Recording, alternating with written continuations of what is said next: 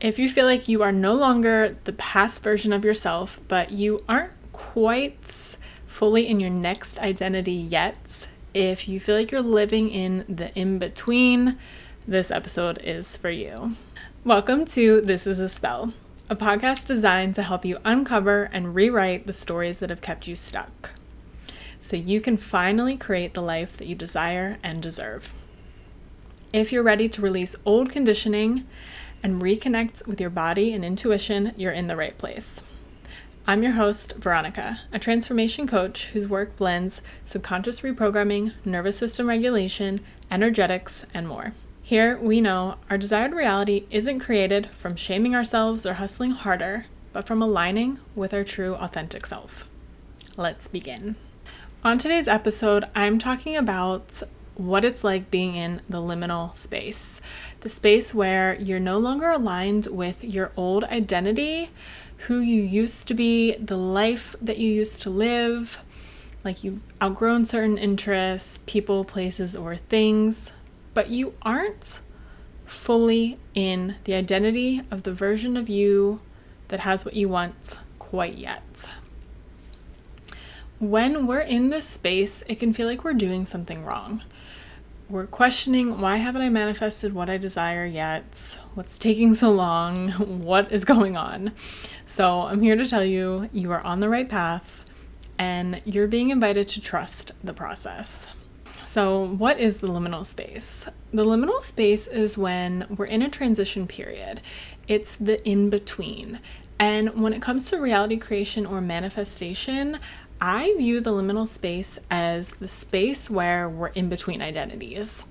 And obviously we always have an identity.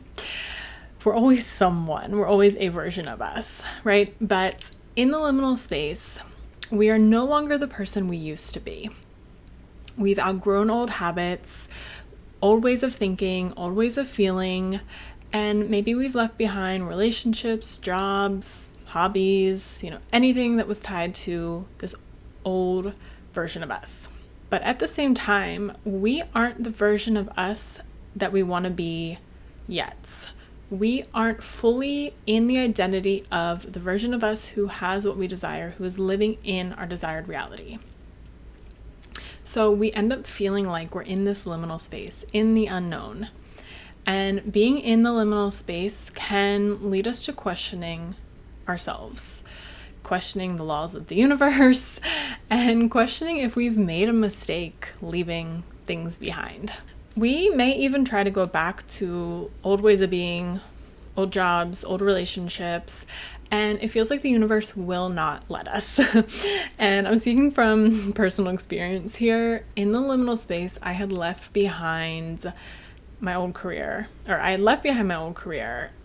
industry I hated working in, and then I was in the liminal space and out of desperation tried to go back to that old job, that old career, and the universe would not let me. And this is a good sign. It can feel maybe defeating in the moment, but it's a sign that lets you know you are no longer aligned with your old identity or what you are leaving behind. But it can also feel scary. So if you are feeling like you haven't fully stepped into your desired identity, you're questioning if things are going to work out, what can you do? And in my opinion, the liminal space is an opportunity to lean into trust. I want to reframe the liminal space. Instead of being a place where you question everything, can you view it as an opportunity to expand your ability to trust? The liminal space is an initiation into being able to fully lean into trust. Because what else is there to do but to get into alignment with our desired identity? And when you are aligned with your desired identity, I think trust comes naturally. So I think the liminal space provides us with this opportunity to see where we are not yet fully embodying our desired self, where we still have some work to do. But a big piece of that is trusting that we are going to get there, trusting that we are going to figure it out. And when we are in our desired identity, I think that trust comes naturally because we are so aligned. We know that the universe has no choice but to deliver us what we want. But a lack of trust can prevent us from fully getting into the frequency of our desired identity. Because most likely, if you are lacking trust that the universe is going to deliver you what you desire, you are still trying to control the outcome. And we know that control is a block to our manifestations. It's a block to quantum leaping. And this is because control is often linked to a fear and scarcity mindset. If you fear it won't work out, you are trying to control how it's going to happen. Our need for control can come from having a dysregulated nervous system. So if you grew up in a chaotic environment and you did not feel safe, your coping mechanism may have been to control as much as you were able to control in order to stay safe. We see this a lot in like the codependency narcissistic relationship dynamic. People who are codependent, or I don't like labeling people as codependent, but if you have codependent traits, we see one of those core codependent traits is control, trying to control everything and everyone around you because it provides you a sense of safety. Or this can be also, in the codependent addict dynamic. But control can also show up when we struggle with toxic shame. We try to control our environments so no one sees the real us. And if you're listening to this and not watching, I'm putting real in quotes. The shame-based us. Because the shame-based us, the version of us that is, being ruled by toxic shame, is not the true authentic self. It's not the true authentic us. But it feels like it is. Shame tells us it is. So we try to control how others see us for the fear of being exposed for who we really are, again, in quotes. So, back to trust in the liminal space. I believe the liminal space is the last phase before we reach our desired identity. It lets us know that we are so close. And identity really is everything when it comes to reality creation. It's all about stepping into our desired identity. I feel like everything comes back to identity. Being the version of us that has what we want, believing we are that version, believing we are capable, believing we are worthy, feeling safe receiving what we desire. So I know I just mentioned a couple reasons why we might be trying to control and therefore have a lack of trust, but other reasons we might lack trust could be things haven't worked out in the past before. Maybe we have taken a leap of faith and expected the universe to catch us, and the universe did not catch us. The universe maybe has not delivered what you've desired in the past. And we can also lack trust because of that lack of safety in our nervous system. And I also think that a low self-worth can manifest even as a lack of trust. Similar to being shame-based, we end up having this trait of, manifest as trying to control the environment. But it's also when we have this low self-worth, when we are shame-based, it's like we lack trust because we just don't believe that we're worthy of receiving, or maybe we don't believe the universe is going to deliver us what we desire.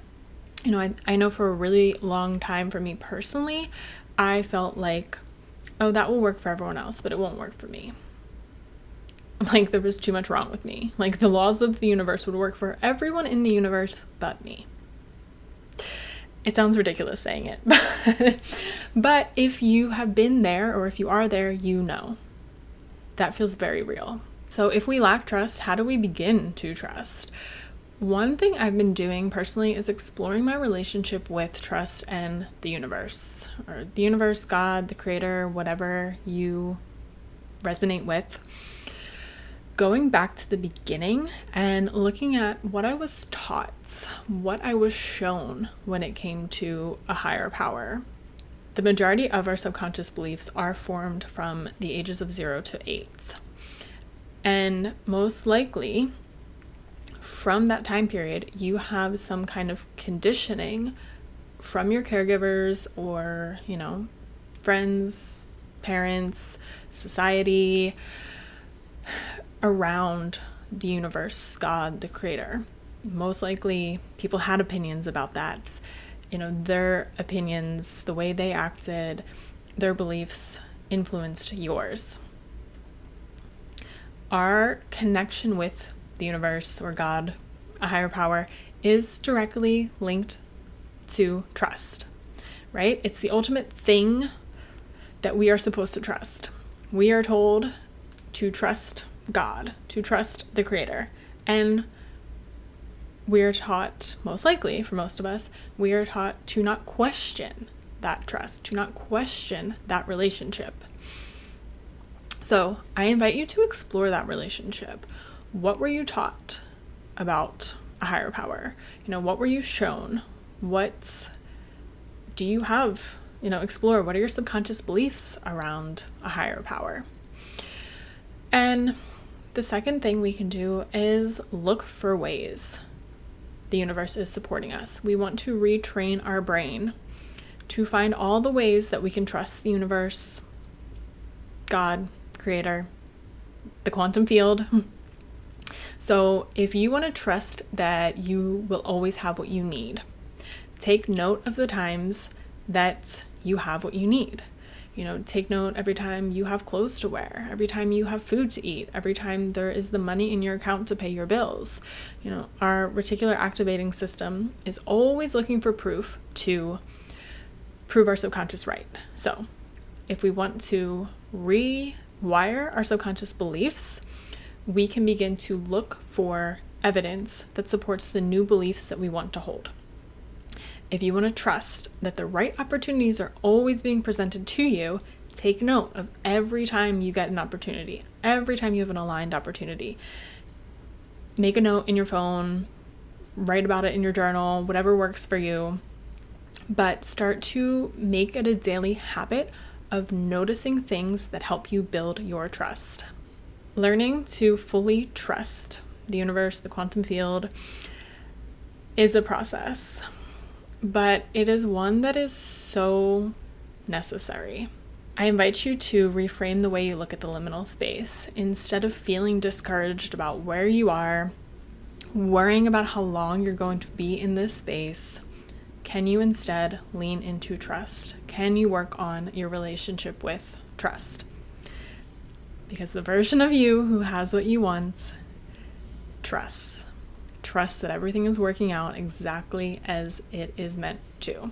If you want to work on stepping into your desired identity, you can grab my free guide, which I will link in the description below. It is all about how our identity is formed, how we can shift and change our identity, what blocks us from stepping into our desired identity, and there's a self-concept or identity audit in it. So you can get really clear on where you are now compared to where you want to go and know exactly what steps to take moving forward.